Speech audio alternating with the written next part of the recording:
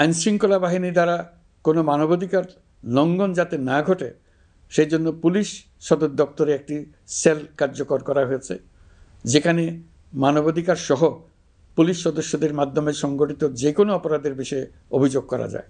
এই সমস্ত সেল অন্যান্য আইন প্রয়োগকারী সংস্থার প্রধান কার্যালয়েও স্থাপন করা হচ্ছে। আসামিদের জিজ্ঞাসাবাদ হবে স্বচ্ছ কাচের ঘরে। হাজতখানায় বন্দীদের মানবিক সেবা নিশ্চিত করা হবে। অভিযান পরিচালনার সময় পুলিশ যেন জিপিএস ট্র্যাকিং সিস্টেম ডিভাইস সহ বডি ক্যামেরা পরিধান করেন তা নিশ্চিত করা হবে। পুলিশ যেন আর কখনোই কোনো আন্দোলন দমনে প্রাণঘাতী অস্ত্র ব্যবহার করতে না পারে সেই ব্যবস্থা নেওয়া হয়েছে। বেআইনি সমাবেশে বল প্রয়োগের ক্ষেত্রে জাতিসংঘের স্বীকৃত 5টি ধাপ অনুযায়ী পুলিশ সদস্যদের প্রশিক্ষণ দেওয়া হচ্ছে। সব মিলিয়ে স্বরাষ্ট্র মন্ত্রণালয়ের পুলিশ সংস্কার কমিশনের প্রস্তাব অনুযায়ী 16টি সংস্কার কাজ সম্পন্ন হয়েছে। আরও 43টি সংস্কার কাজ সমাপ্ত হওয়ার পথে। দেওয়ানি আইন, নারী ও শিশু নির্যাতন দমন আইন সহ বিভিন্ন আইনগত সংস্কার সম্পন্ন হয়েছে।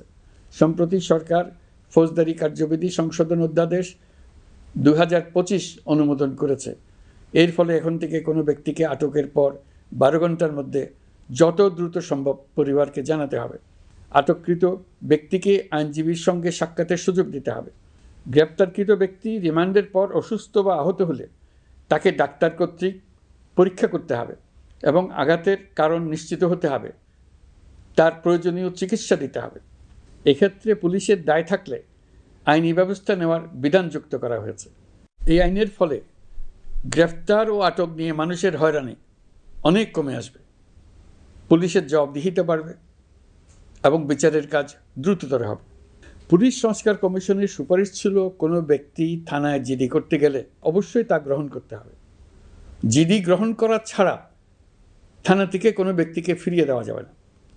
এই সুপারিশের ভিত্তিতে সরকার সিদ্ধান্ত নিয়েছে দেশের সব থানায় অনলাইনে জিডি করা যাবে।